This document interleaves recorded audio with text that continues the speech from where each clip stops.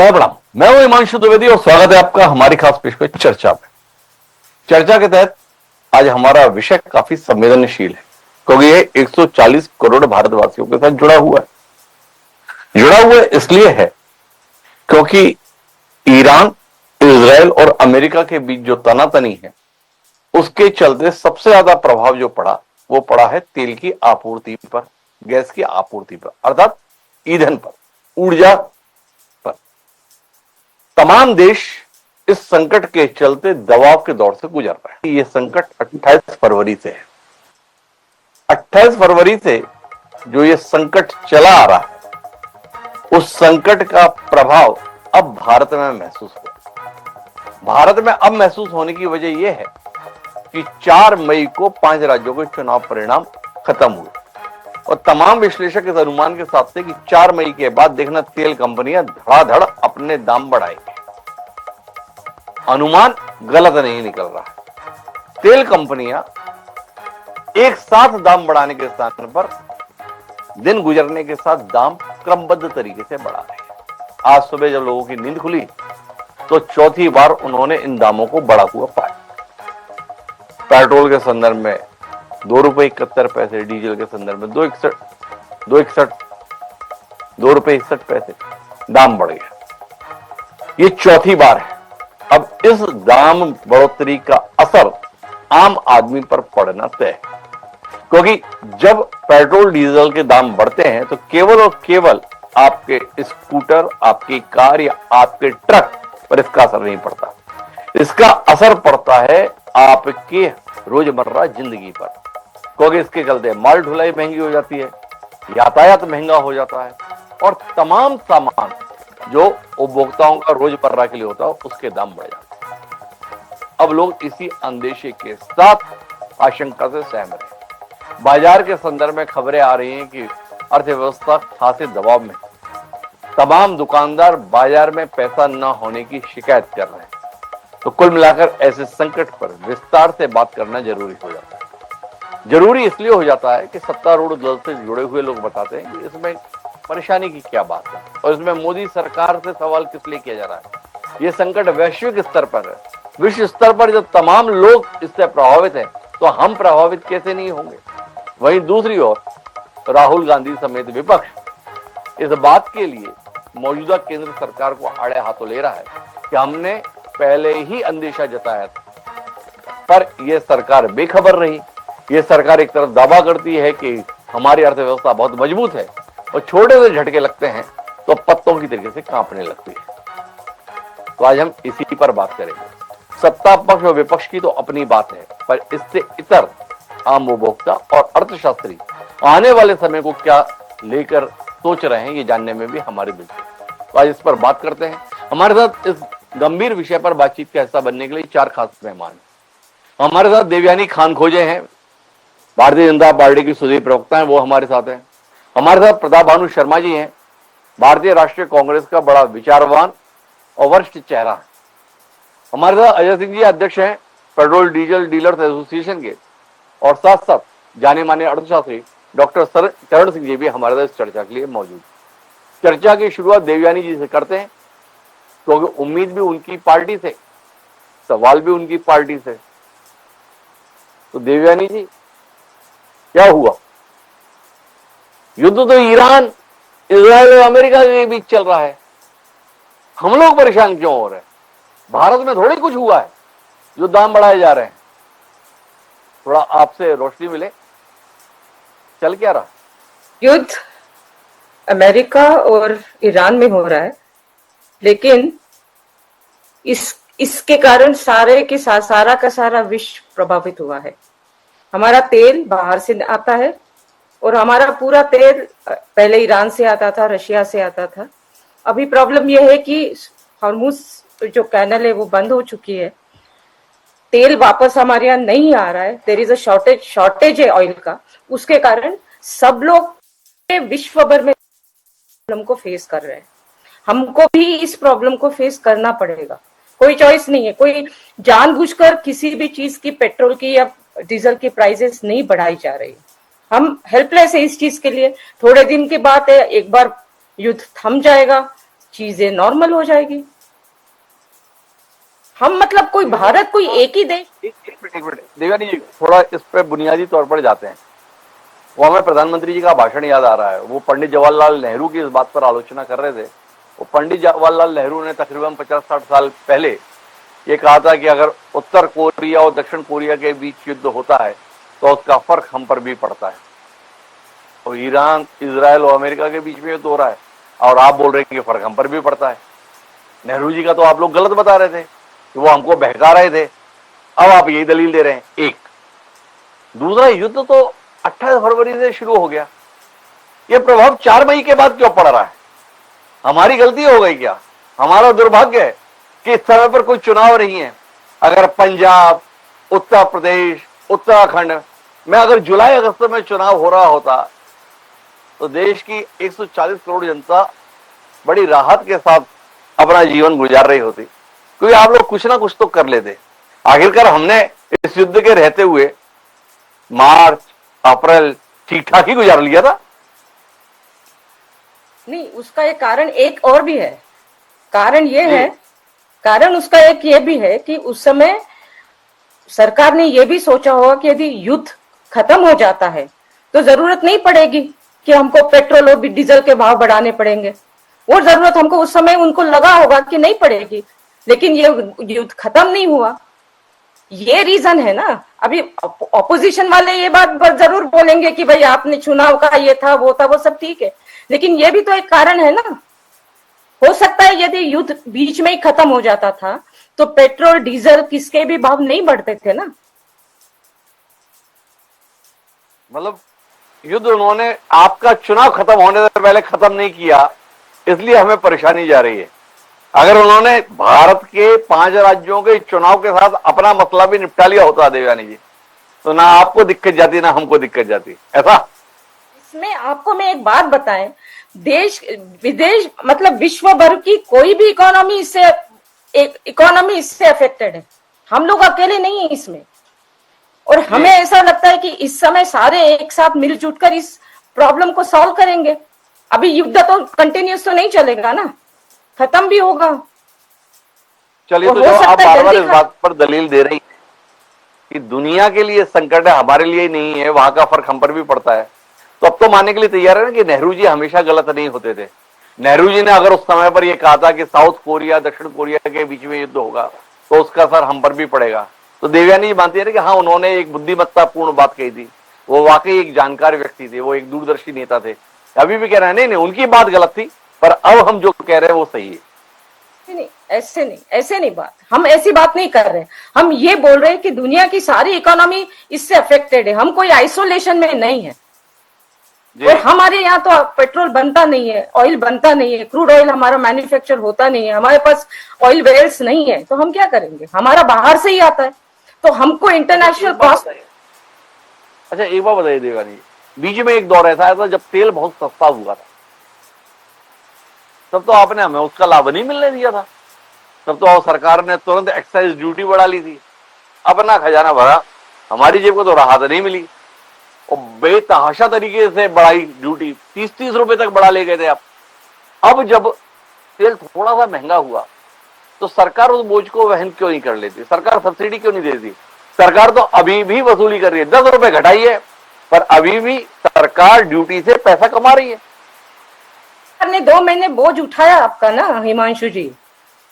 अब प्रॉब्लम ये आ गया कि वॉर नहीं रुक रही है। कितने देर तक सरकार भी इस चीज का बोझ उठाएगी? हम सारे लोगों ने मिलकर उठाना पड़ेगा ना इस चीज का बोझ। तो देवयानी जी का कहना है भाई सरकार ने 2 महीने तक उठा लिया, अब युद्ध तो लंबा ही खसता जा रहा है, तो सरकार अकेला कितना करेगी? हम सबकी भी तो कोई जिम्मेदारी है, हम सबका भी तो कोई दायित्व है। और जब हमारा दायित्व का समय आया तो राहुल गांधी समेत तमाम लोग सियासी रोटियां सेकने लगे। भाई दुनिया में समय दबी है। आप पड़ोसी मुल्क में देखो, तेल के दाम 50-50, 60-60% बढ़ गए। हमारे यहां कितना बढ़ा? 5%, 7%। इतने में आप लोग ऐसे चिल्ला रहे हो जैसे आसमान टूट गया। मतलब विपक्ष में हुए तो समझ का बिल्कुल भी साथ नहीं दोगे क्या आप लोग?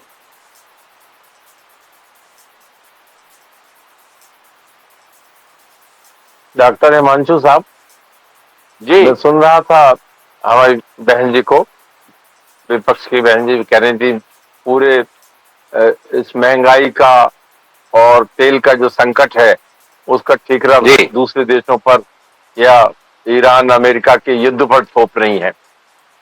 ये अदूरदर्शिता का परिणाम है। जब पूरे देश में ये चिंता चल रही थी, पूरा मीडिया इस बात को कह रहा था कि ईरान इराक युद्ध लंबा चल सकता है, हमें अपने स्टोरेज बढ़ाने चाहिए, हमें दूसरे सोर्सेज से टैप करके क्रूड ऑयल लेना चाहिए। हमने अमेरिका के दबाव में कि वो कह रहा है हमसे लो, वेनेजुएला से लो, तेल के आयात को उस समय नहीं बढ़ाया या उस समय उस प्रतिबंध का विरोध नहीं किया। रशिया हमें देने तैयार था, दिया। हमें ईरान से हमारे रूपी पेमेंट में अगेंस्ट 30% डिस्काउंटेड प्राइस पर तेल हमको देता था। अमेरिका ने कहा नहीं, हम नहीं ले, वो वहां से भारत नहीं खरीदेगा। तो मोदी जी सरेंडर क्यों हुए? देश को सरेंडर क्यों किया?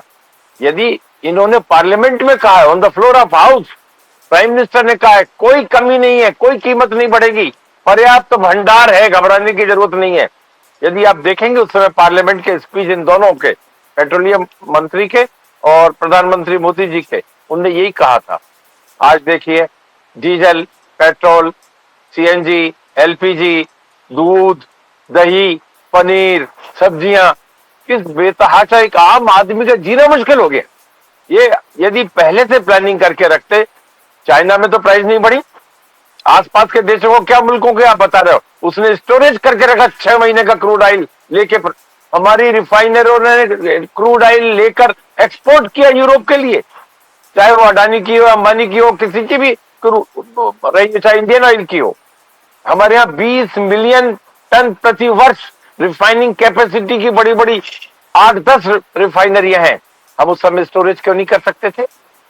अदूरदर्शिता का परिणाम इस सरकार ने क्यों दिया?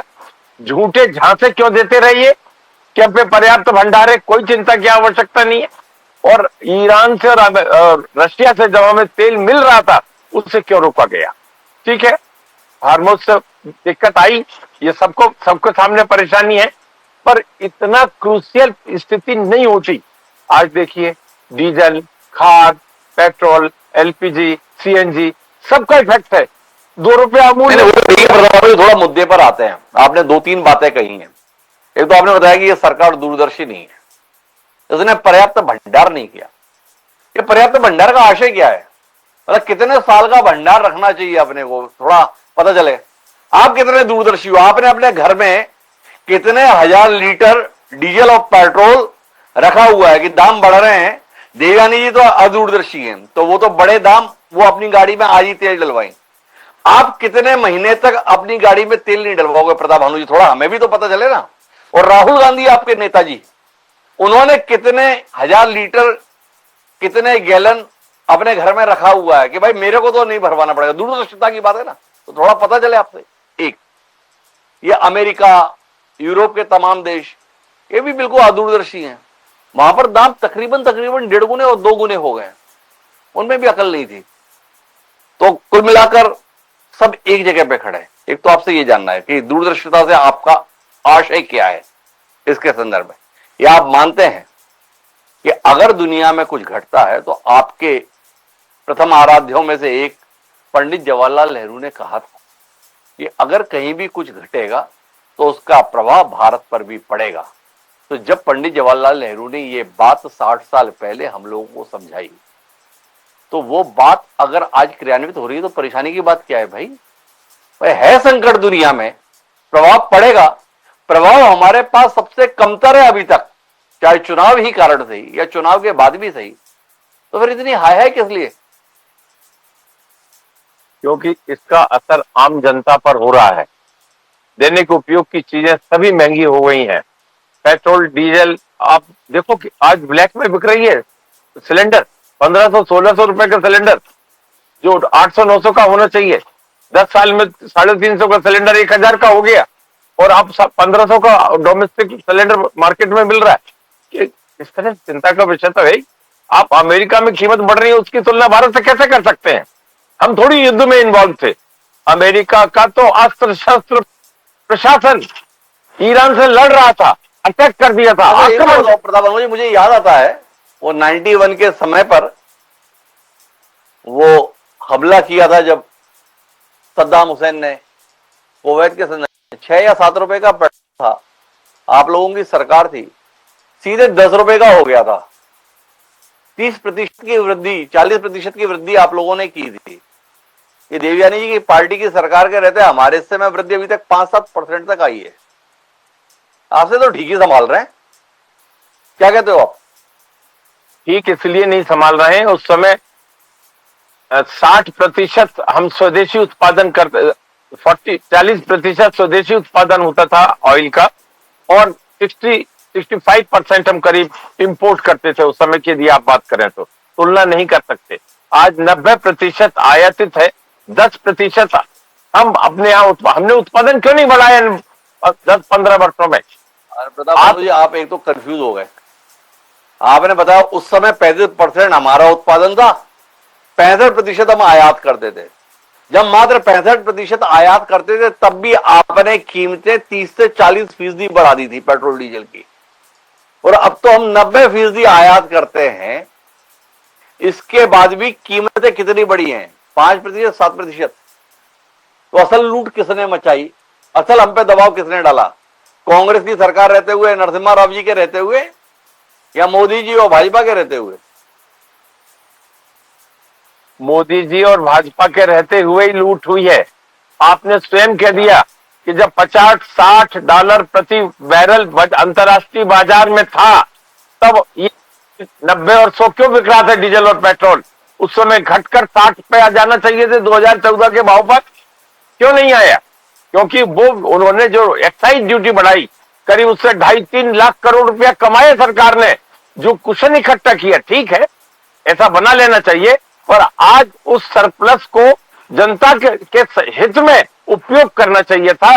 बनस्पत ये जो उन्होंने लगा दिया या बढ़ा दिया, आज ये डीलर बैठे हुए डीलर उस समय पे जो पैसे कमाए भाई, अब उसका उपयोग करें जनता के लिए।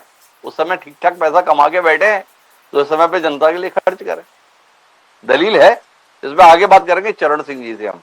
ठीक है, अभी तो अजय सिंह जी के पास आते हैं। वो अध्यक्ष हैं पेट्रोल डीजल डीलर्स एसोसिएशन के। काम करना कितना मुश्किल जा रहा है अजय सिंह जी इस समय पे?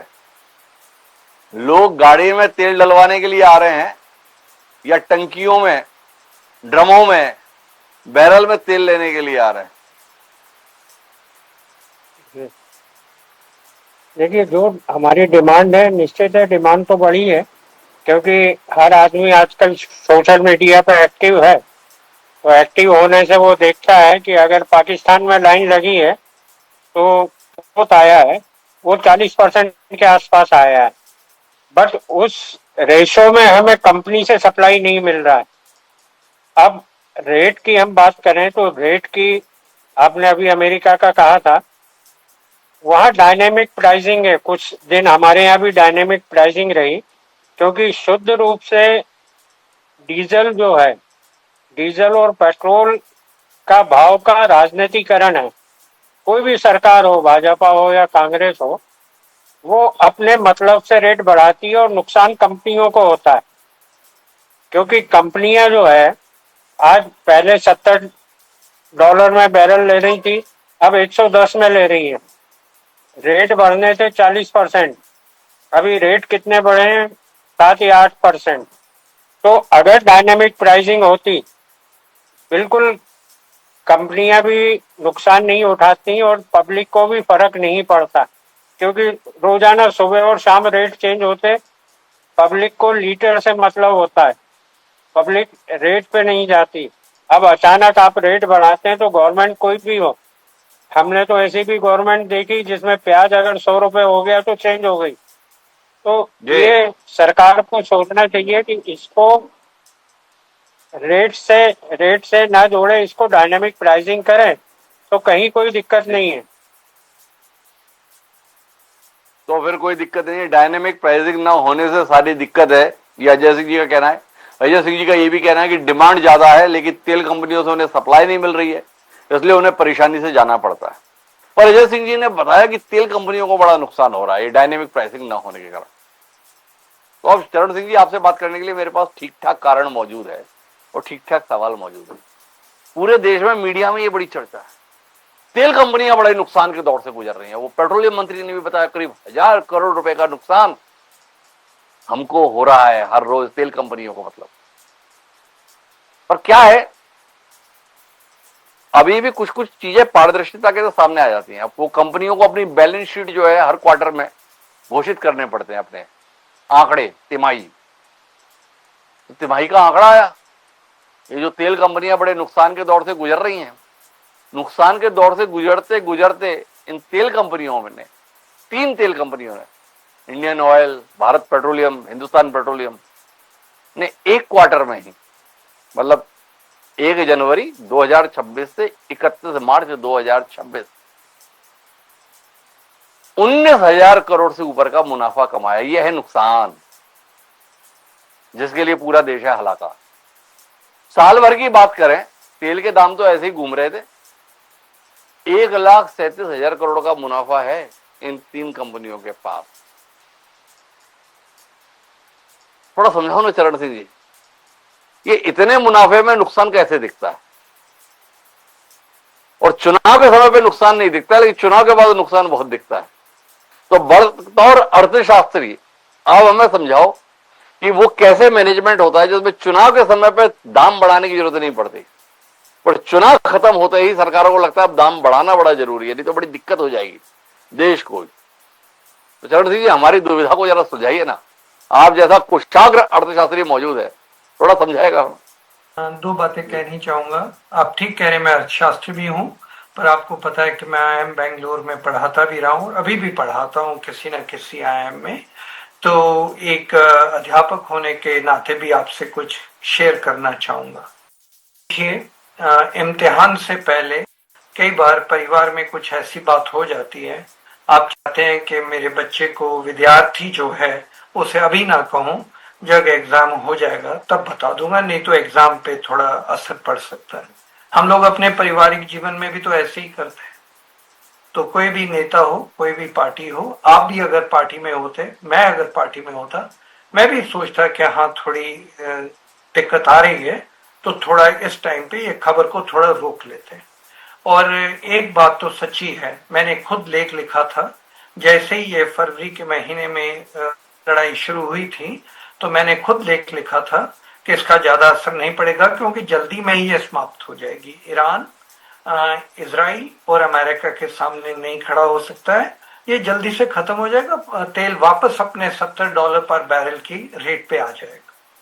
पर क्योंकि इतनी ज्यादा हमला हुआ और इतना ज्यादा नुकसान हुआ, और आप जानती हैं जहां जहां से हमारी गैस आती है, पेट्रोल आता है, वो होमोस स्ट्रेट में से भी जो गुजरता है, वो इतना ज्यादा नुकसान हो गया कि पता चला कि 1 साल से 5 साल लग जाएगा उसको वापस रिकवरी करने में।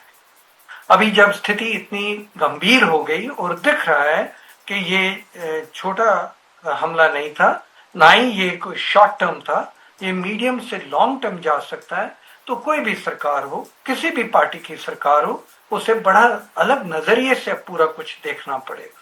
तो मैं ये सोचता हूं कि ये बात सच्ची है कि जो हमारे सामने आ रहा है, एक अर्थशास्त्री होने के नाते मुझे भी विश्वास नहीं था कि लड़ाई इतनी खिंचेगी, और लड़ाई का परिणाम ये होगा कितनी जगह गैस और पेट्रोल का नुकसान कर दिया जाएगा, जिसको 5 साल लग जाएंगे दोबारा बनने में।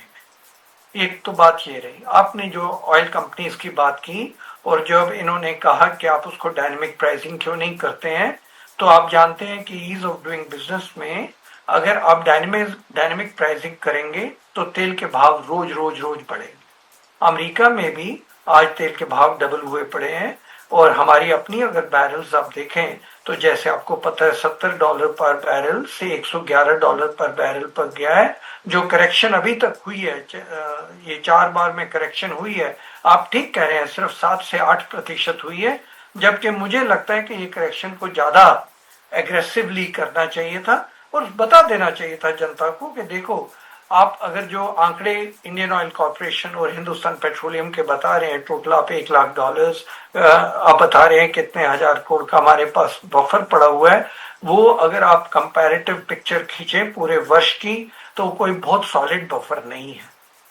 पर मैं आपसे एक दो तीन बातें कहना चाहता हूं। देखिए 1991 में जब हमें बहुत नुकसान हुआ तो फॉरेन एक्सचेंज रिजर्व्स हमारे पास 2 हफ्ते के रह गए थे, पर पूरी दुनिया में उस टाइम पे ये माना जाता था कि 2 से 3 महीने का फॉरेन एक्सचेंज रिजर्व सफिशिएंट है।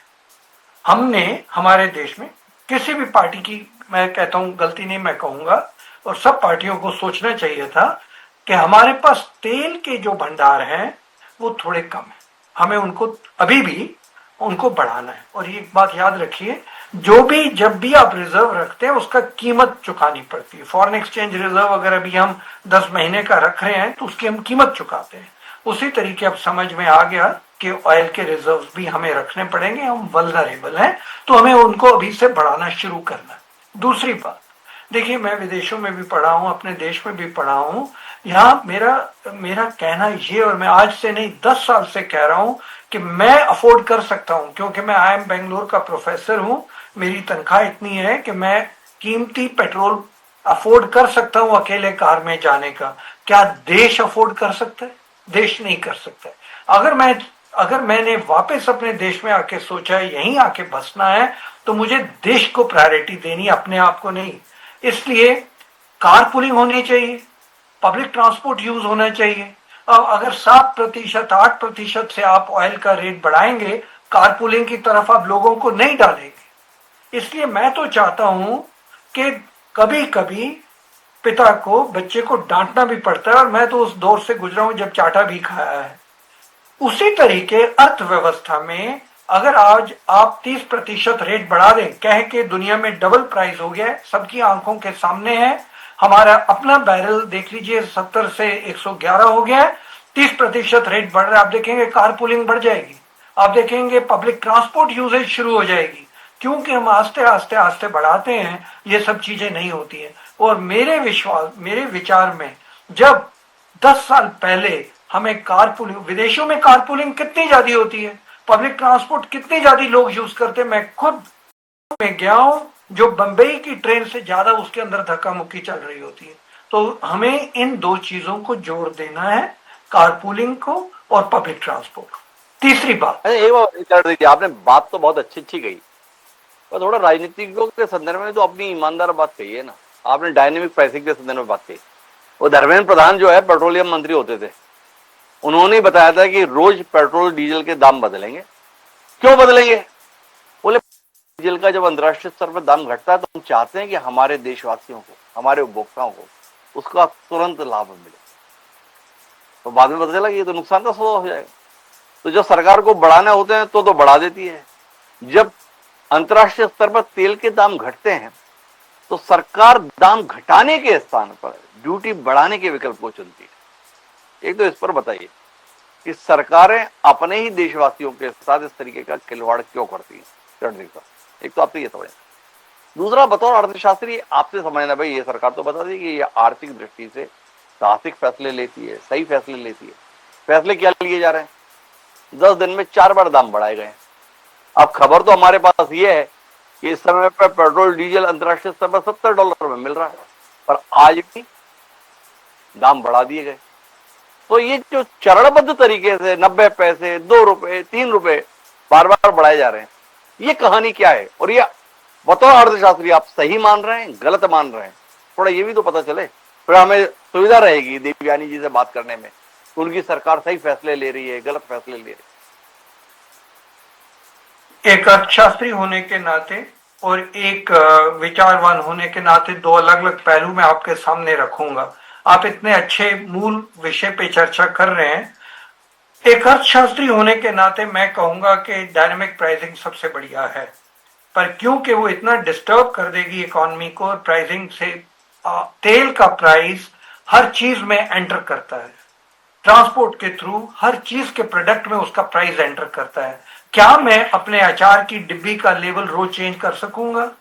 क्या मैं अपने जो प्रोडक्ट्स पे प्रिंटेड प्राइस रखता हूं कर सकूंगा? अगर नहीं कर सकूंगा और फ्लक्चुएशन इतनी वाइल्ड होगी कि $70 से $114 चली जाए, तो फिर मेरे पास डायनामिक प्राइसिंग एक ठीक तरीका नहीं है। दूसरी बात, जब देश में इतनी कमजोरी है, हमारे देश में गरीबी है, मुझे थोड़ा बहुत बफर रखना पड़ेगा, हल्के हल्के से कीमतें बढ़ानी पड़ेंगी, जो सरकार कर रही है। एक अच्छा अर्थशास्त्री जो अगर सिर्फ अर्थशास्त्री के एंगल से देखें तो मैं कहूंगा डायनेमिक प्राइसिंग, पर अगर मैं उसको देखूं प्रशासनिक तरीके से, एडमिनिस्ट्रेटिव तरीके से, क्या ये देश में विद्रोह तो नहीं हो जाएगा, देश में और मुश्किलें तो नहीं आ जाएंगी, फिर मुझे आस्ते आस्ते ही बढ़ाना पड़ेगा, जो हो रहा है। तो पास से बड़ी जल्दी पलट गए सर। अभी आप हमें समझा रहे थे ये सीधे 30% बढ़ाना चाहिए, तभी लोग कारपूलिंग पे जाएंगे, तभी लोग पब्लिक ट्रांसपोर्ट पे जाएंगे। हमने थोड़ा सा प्रति प्रश्न किया तो आपने कहा नहीं नहीं आहिस्ता आहिस्ता होना चाहिए। मैं तो खुद ही कंफ्यूज हो गया कि क्या होना चाहिए। देवयानी जी के पास किस बात के लिए जाऊं? देवयानी जी आप बहुत ठीक कर रही हो, या देवयानी जी आप बिल्कुल ठीक नहीं कर रही हो? एक ही बात कह रहा हूं और बार बार आज से नहीं 10 साल से कह रहा हूं कि कार पुलिंग और पब्लिक ट्रांसपोर्ट को स्ट्रांग किया जाए, ये बार बार कह रहा हूं। अभी में मैं ये कह रहा हूं कि प्राइसिंग अगर आप देखें दुनिया में, अमेरिका में प्राइसेस डबल हो गए हैं। अगर प्राइस पर बैरल का रेट देखें 70 से 111 112 चला गया है। तो अगर आप शॉक देने के लिए तैयार है और कई कंट्रीज ने शॉक दिया है तो आप दीजिए, पर अगर आप सोच रहे हैं कि मुझे प्रशासनिक तरीके से करना, और दूसरी बात जो आपने कही उस पर भी मैं आता हूं कि जब दाम गिरते हैं तो आप अपना रेट क्यों नहीं गिराते हैं, सिर्फ बढ़ाते क्यों जाते हैं? उसमें दो पहलू हैं। एक तो मैं खुद सोचता हूं कि एक रैचेट इफेक्ट होता है, कीमतें जब बढ़ती हैं ज्यादातर बढ़ती जाती हैं, पर अगर दुनिया में करेक्शन होती है तो करेक्शन बहुत कम होती है। उसके ऊपर हमें एक स्टडी करनी चाहिए। बाकी पदार्थ अलग है, ऑयल प्राइस अलग है, तो रैचेट इफेक्ट पे नीति आयोग को स्टडी करनी चाहिए। मैं इसमें आपसे पूरा सहमत हूं कि जब प्राइसेस गिरते हैं तो उसी रफ्तार से उनको, क्या हम ऑयल प्राइसेस को गिर सकते हैं, सेब के प्राइस को गिर सकते हैं, प्याज के प्राइस को गिर सकते हैं, दाल को गिरा सकते हैं, पर ऑयल प्राइस जो हर पदार्थ में जाता है क्या उसको गिरा सकते हैं? तो उस पर एक स्टडी होनी चाहिए। पर बार बार जो जिस चीज पे मैं कह रहा हूं, 10 साल से कह रहा हूं कि कार पुलिंग और पब्लिक ट्रांसपोर्ट, इनकी तरफ लोगों को डालना ही पड़ेगा। तो अभी एक लास्ट पॉइंट में जो डालना ही पड़ेगा ये कहना है चरण सिंह का। मैं वापस देवयानी जी के पास आता हूँ। पहले तो यही जानना चाहता हूँ, ये कौन सा दिमाग चल रहा है जिसमें 90 पैसे आज बढ़ाएंगे, 2 रुपए कल बढ़ाएंगे, फिर 1 रुपया परसों बढ़ाएंगे? बहकाया किसे जा रहा, बहलाया किसे जा रहा? अगर दाम बढ़ा है तो दाम बढ़ाइए ना। ये टुकड़ों टुकड़ों में करके आप क्या ये समझ रहे हैं देशवासियों को भी वो समझ नहीं पाएंगे कि आपने दाम 8 रुपए बढ़ा दिए, आने वाले समय आप इसे 18 रुपए भी बढ़ा दें? मतलब किसको बहला रहे हैं, अपने आप को या देशवासियों को? किसी को नहीं बहला रहा है। धीरे धीरे दाम बढ़ने चाहिए, एक साथ दाम नहीं बढ़ सकते हैं क्योंकि देश की जनता एक साथ इसको झेल नहीं सकती है। तो धीरे धीरे बढ़ाने से कोई नुकसान नहीं है। क्या फर्क पड़ता है धीरे धीरे बढ़ाए या जल्दी बढ़ाए? ये बताइए, धीरे धीरे बढ़ा रहा है तो ये 2 दिन में हम झेल जाते हैं, पर अगर एक साथ बढ़ाएंगे तो हम नहीं झेल पाएंगे। 2 दिन में हमारे पास क्या आ जाता है जिससे हम ये झेल जाएंगे? आपने परसों 90 पैसे बढ़ाए थे, आपने पिछले 2 दिन में हमारे लिए ऐसा क्या कर दिया देवयानी जी कि आज आप 2 रुपए 60 पैसे बढ़ाए हैं पेट्रोल के दाम, अब इसे हम झेल जाएंगे जो 2 दिन पहले हम नहीं झेल सकते थे। दिन पेट्रोल की प्राइस चेंज हो रही है, क्रूड ऑयल की प्राइस चेंज हो रही है। आज क्रूड ऑयल 4.9% से नीचे है, तो अभी से हम 25 रुपया बढ़ा दे तो वो कैसे होगा? जैसे जैसे स्लोली लेके जा रहे हैं। अच्छा, तो आज 4.9% नीचे था, इसलिए 2.7% दाम बढ़ा दिया गया। हिसाब से प्राइसेस घटेंगे, घट रहा है, बढ़ रहा है। I am just giving you an example. यदि प्राइसेस क्रूड ऑयल के डेली बेसिस पे कम ज्यादा हो रहे हैं, so this is a very prudent way कि आप स्लोली दाम बढ़ाएंगे। और ये वैश्विक संकट है, हम सबको एक साथ मिलकर झेलना पड़ेगा इसको। और ये थोड़े दिन की बात है, ठीक हो जाएगा बाद में। क्या दुनिया सालों साल थोड़ी ना चलने वाला वॉर है। हमको तो लगा था 8 दिन में खत्म हो जाएगा, 8 दिन में नहीं खत्म हुआ। कुछ दिन का संकट है तो सरकार तो बड़ी मजबूत है, सरकार ने अर्थव्यवस्था भी बड़ी मजबूत कर दी है। तो कुछ दिन का संकट है, सरकार क्यों नहीं संभाल रही है? क्यों 4-6 महीने भी सरकार नहीं संभाल पाएगी? कैसी मजबूत सरकार है फिर देवयानी जी? सरकार क्यों नहीं संभाल रही है? सबको पेट्रोल मिल रहा है, सबको डीजल मिल रहा है, और प्रोफेसर जी। साहब ने जो बोला, जो कार पुलिंग करना है, आपको ट्रांसपोर्ट यूज करना है पब्लिक, वो तो सबको वैसे भी करना चाहिए, पेट्रोल के दाम बढ़े या घटे। और अच्छा, लेकिन प्रताप बाबू जी तो बहुत नाराज हैं आप लोगों से। आप लोगों ने सब कुछ मैश कर दिया है, आपकी कोई तैयारी नहीं है, आपका कोई प्रबंधन नहीं है। प्रताप भानु जी के इन आरोपों से कितनी सहमत है देवयानी जी?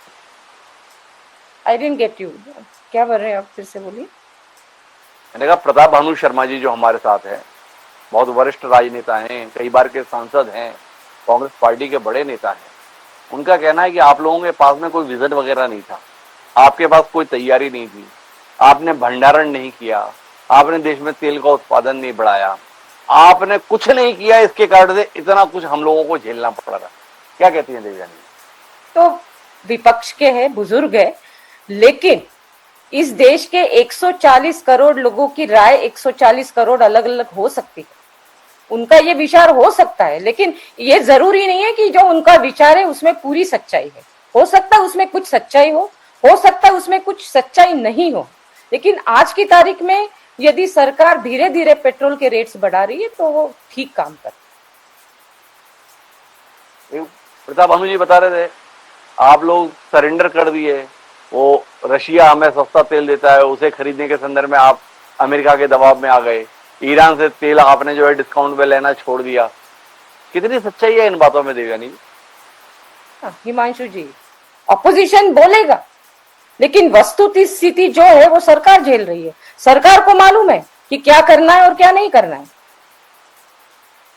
देवयानी जी कहना है भाई सरकार को पता है क्या करना है क्या नहीं करना। तो मैं प्रताप भानु जी आता हूँ, कुछ जानकारी मेरे पास है। रशिया से तेल खरीदना हमने कब छोड़ दिया भाई? रशिया से हम तेल खरीद रहे हैं, लगातार खरीद रहे हैं, आज भी खरीद रहे हैं। ये जानकारी आपके पास कौन दे रहा है कि रशिया से हमने तेल खरीदना बंद कर दिया? प्रताप भानु जी, थोड़ा हमें भी तो पता चले। अमेरिकन एडमिनिस्ट्रेशन ही कह रहा है कि हमने 1 महीने के लिए परमिशन दे दी है, ले लीजिए आप रशिया से। आपने भी पढ़ा होगा, आपने भी सुना होगा, वही बात हम कह रहे हैं जो अमेरिका। शायद आपको जानकारी नहीं है, वो हमने भी अपना एक स्टेटमेंट दिया था डोनाल्ड ट्रंप को कि आप जो है अगले 3 महीने तक रशिया पर कोई प्रतिबंध नहीं लगाएंगे तेल बेचने को लेकर। हमने बोला था, इसलिए अमेरिका ने परमिशन दे दी है। तो अब हमने बोला था, अब आप पूछते रहिए ट्रंप से, पर हमने डोनाल्ड ट्रंप को बोला था, तो ऐसे अमेरिका बोल रहा है। पर भारत ने क्या कभी ये कहा कि जो अमेरिका कहेगा हम वैसा करेंगे? अमेरिका ने हमें तेल खरीदने के लिए मना कर दिया, हम अमेरिका से तेल नहीं खरीदेंगे। क्या भारत सरकार ने कभी इस बात को माना? क्या आपने आदेशों के अंतर्गत कभी ये पाया कि हमने तेल खरीदना बंद कर दिया? तो अमेरिका बोल रहा है कि हमने अनुमति दे दी। तो हमने बताया आपको, एज अ हिमांशु द्विवेदी, हमने अमेरिका सरकार को कहा कि आप पूरी दुनिया को अभी रशिया से तेल खरीदने से नहीं रोकेंगे। तो हमारी बात मानी है अमेरिका ने। कैसा लग रहा है? हिमांशु जी, आप हमसे ज्यादा जानकार हैं इन सब मुद्दों के, इसलिए इस बहस में तो मैं पढ़ना नहीं चाहूंगा। पर ये जग जाहिर है कि हम ईरान से लगातार लेते चले आ रहे थे पिछले 30-40 सालों से अगेंस्ट रूपी पेमेंट, डिस्काउंटेड प्राइस पर। बार्टर ट्रेड एग्रीमेंट हमारा खत्म हो गया ट्रंप के दबाव में। जो अमेरिका की डील जो चल रही है अभी भी पूरी नहीं हुई, वो भी उसी के कारण से हमने उस ईरान से तेल लेना बंद कर दिया। हमारी आधी रिफाइनरियां 50% कैपेसिटी ईरान के तेल पर चलती थी, 30% डिस्काउंटेड पर चलती थी, और अगेंस्ट डॉलर नहीं लेते थे, हम रूपी पेमेंट में लेते थे या बार्टर ट्रेड में हम ईरान से लेते थे। ये तो सबको मालूम है, इसमें सफाई देने की आवश्यकता थोड़ी है। रूपी स्टेट तो बंद है। अगर ईरान से ले भी रहे होते तो कौन सा तेल आ जाता, पैसे चले जाते और तेल भी ना आता।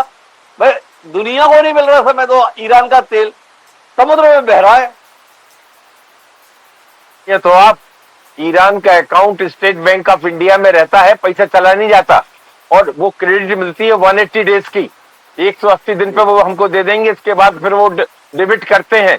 आप देखिए तो ईरान का और अफगानिस्तान से हमारा ट्रेड बैलेंस कैसे चलता है, हमें मालूम है इस चीज को, हमने देखा है, समझा है पार्लियामेंट पटल पर। तो ये बताओ कि ईरान और अमेरिका का टकराव तो इतने समय से चल रहा है, मोदी जी कोई साल भर तो सत्ता में आए नहीं, 12 साल से सत्ता में है, तो ये तो मोदी जी की सफलता है कि 12 साल से ईरान से अमेरिका का दबाव होते हुए, अमेरिका का टकराव ईरान से होते हुए भी वो साहसपूर्ण तरीके से लगातार डिस्काउंटेड रेट में भारत के लिए तेल खरीद रहे थे।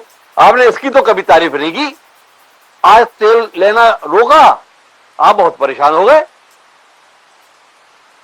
देखिए, ये मनमोहन सिंह जी की सरकार थी। डॉक्टर मनमोहन सिंह ने अमेरिका से साफ कह दिया था कि हमारे ये ईरान से ट्रेडिशनल संबंध है, हम ये परचेज नहीं रोकेंगे, उस एम्बार्गो में भारत नहीं आएगा।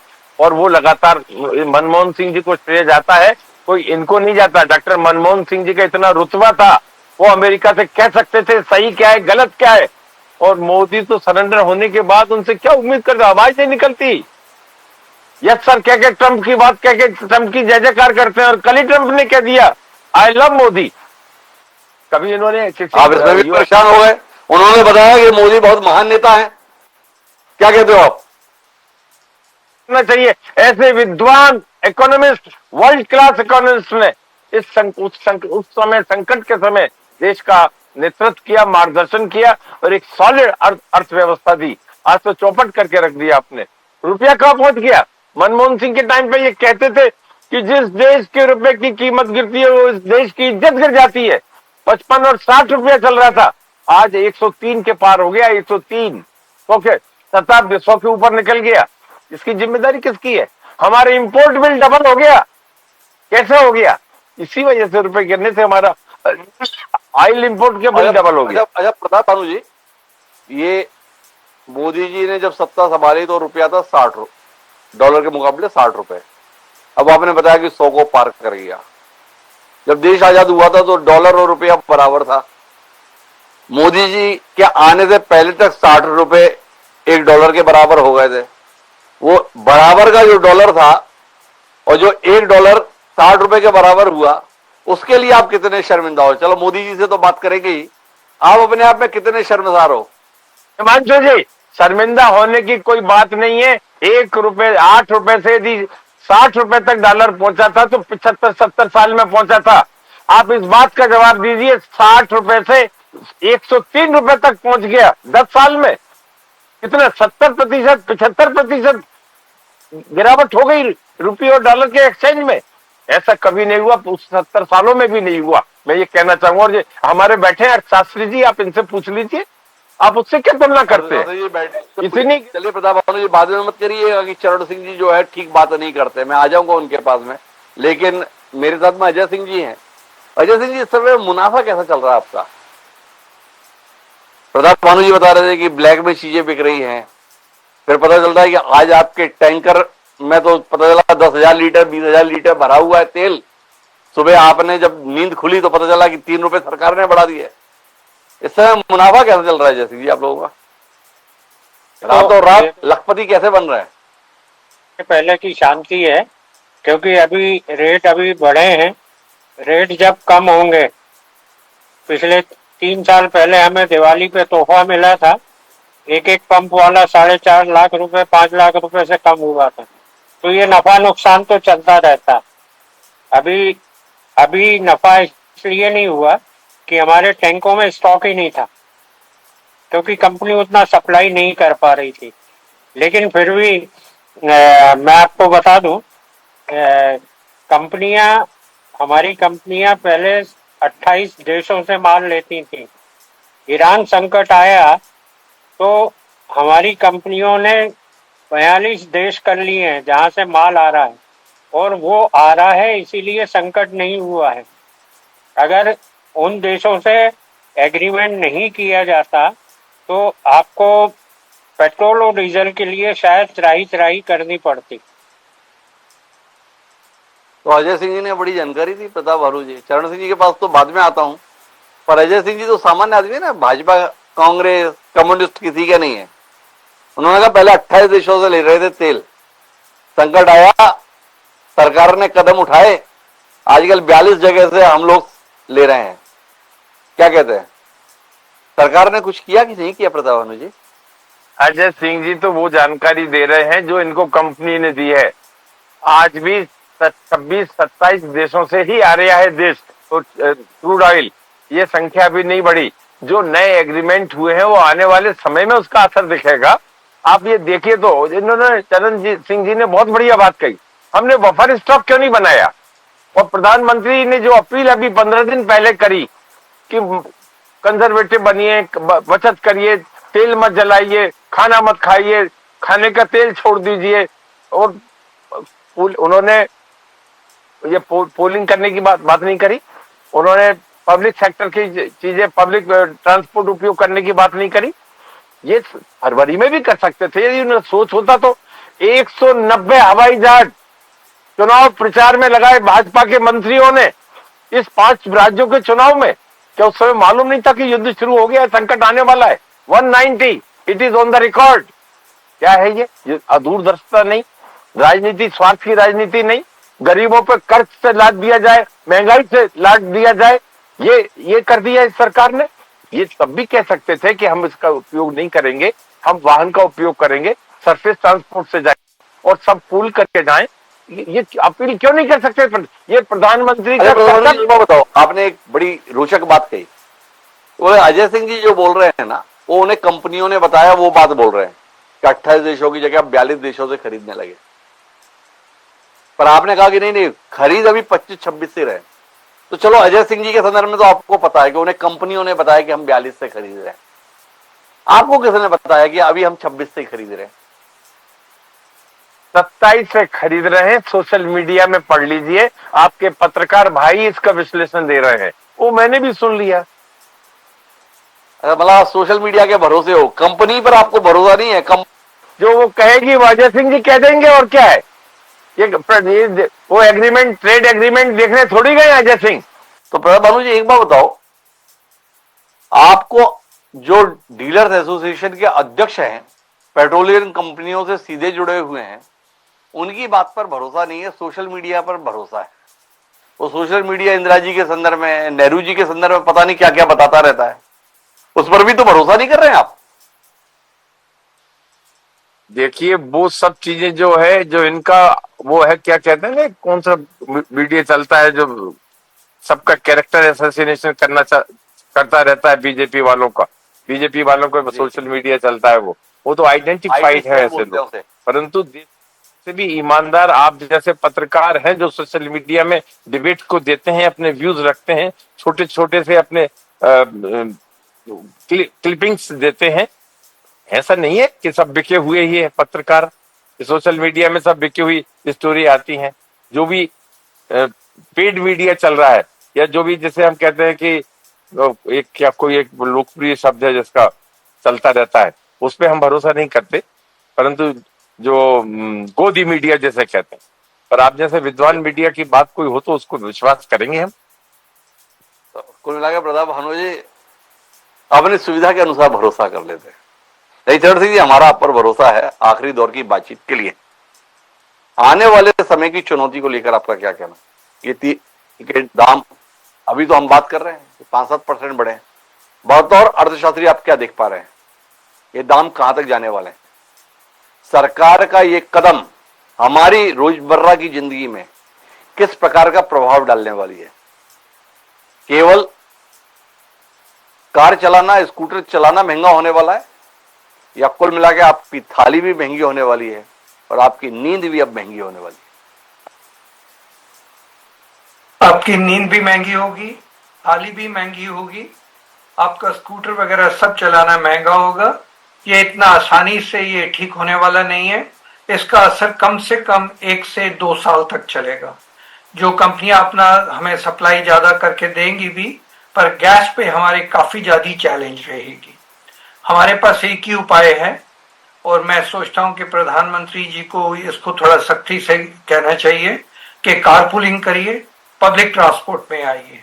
किसी न किसी तरीके आप बेशक अफोर्ड कर सकते हैं अपनी तनख्वाह या बिजनेस प्रॉफिट के कारण कार अकेले बैठ के चलाने में, देश नहीं अफोर्ड कर सकता है, क्योंकि उसका असर बैलेंस ऑफ ट्रेड और बैलेंस ऑफ पेमेंट्स पे पड़ रहा है। एडिबल ऑयल्स, फर्टिलाइजर्स, उनकी भी कीमतें बढ़ रही हैं। वो एग्रीकल्चर प्रोडक्ट्स के ऊपर भी असर करेंगी, प्रोडक्टिविटी पे भी करेंगी और कीमतों पे भी करेंगी। इसलिए समय कुछ इस प्रकार है कि थोड़ा हम सबको संभल कर चलना पड़ेगा।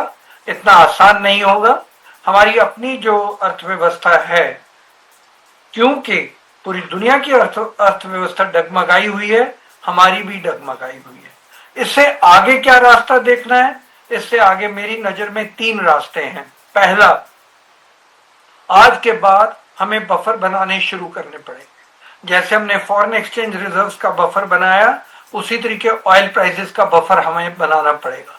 दूसरी बात, हमें ऑल्टरनेटिव सोर्सेज ऑफ एनर्जी को अच्छी तरह एक्सप्लोर करना पड़ेगा। न्यूक्लियर हो, हाइड्रो हो, वाटर रिलेटेड, और सोलर हो या विंड हो, जो हमारे देश में पर्याप्त मात्रा में अवेलेबल है।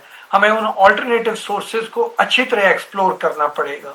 और तीसरी बात, हमें ईवी की साइड थोड़ा तेजी से आगे बढ़ना पड़ेगा। मुझे लगता है मीडियम टू लॉन्ग टर्म इस नौबत में हम दोबारा ना फंसें, उस नजरिए से अगर देखा जाए, जो मैं बता रहा हूं वो सफल रहेंगे। सर जी, आपने जो बताया वो सरकार की दृष्टि से रीति नीति की बात कही, पर हमारा दर्शक वर्ग तो एक आम आदमी भी है। आने वाले समय की आहट जो बतौर अर्थशास्त्री आप सुन पा रहे हैं, उसमें आम आदमी के लिए आपके पास कुछ सलाहें हैं कि एक आम आदमी आने वाले समय की चुनौती का सामना किस तरीके से करे? राय में पहली बात तो जो प्रधानमंत्री जी ने कहा है, वर्क फ्रॉम होम पे जोर डालना शुरू करना चाहिए, ताकि हम लोग मिनिमम खर्चा करें अपने ऑयल वगैरह पे।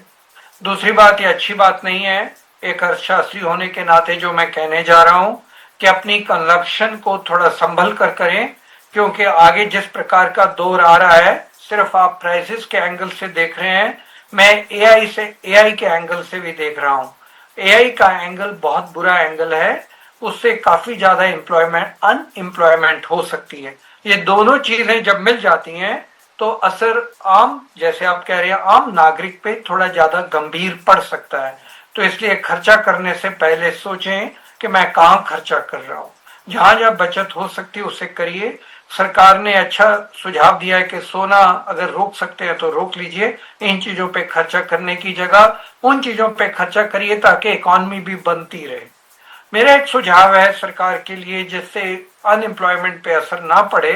सरकार ने खुद कहा है कि बाहर जाके हनीमून डेस्टिनेशंस, मैरिज डेस्टिनेशंस को अवॉइड करें, फॉरेन ट्रैवल अवॉइड करें। अगर हम इंडिया में सरकार की मदद से, कैपिटल एक्सपेंडिचर से डेस्टिनेशन सेंटर्स को डेवलप कर लें तो कंस्ट्रक्शन एक्टिविटी होगी। कंस्ट्रक्शन एक्टिविटी के बहुत ज्यादा पहलू होते हैं और बहुत ज्यादा मल्टीप्लायर इफेक्ट होता है। अनएम्प्लॉयमेंट जो इन कारणों से थोड़ी रुक सकती है, लोअर कंजम्पशन से या एआई से, ये अगर हम कंस्ट्रक्शन एक्टिविटीज शुरू कर दें तो एम्प्लॉयमेंट बढ़ती रहेगी। हर प्रदेश में हर टूरिस्ट डेस्टिनेशन को अगर डेवलप करना शुरू कर दें तो जो मंदी, दुनिया जिस मंदी से गुजर रही है, हम उसको टैकल कर सकेंगे। तो कुल मिलाकर अगर हम अपनी आज की बातचीत के निष्कर्ष पर पहुंचे तो आरोप प्रत्यारोप की दृष्टि से सत्ता पक्ष या विपक्ष पर मन चाहे सवाल खड़े कर देते हैं, पर सच को तो स्वीकारना होगा। सच यह है कि आने वाला समय आर्थिक दृष्टि से चुनौतीपूर्ण है। इस चुनौतीपूर्ण स्थितियों से उबरने के लिए, सामना करने के लिए सरकार और समाज दोनों को मिलकर ही काम करना होगा और उसकी तैयारी करनी होगी। सरकार अब लोक लुभावन फैसले लेने के स्थान पर कुछ सख्त फैसले ले और लोग भी अपनी जीवनचर्या में सख्त फैसलों को क्रियान्वित करने के लिए तैयार, तो हम इस आने वाले समय की चुनौती का मजबूती से मुकाबला करें। आप सभी मेहमानों का बहुत बहुत धन्यवाद हमारे साथ इस चर्चा का हिस्सा बनने के लिए। आज के इस कार्यक्रम में इतना ही। दीजिए मुझे याद।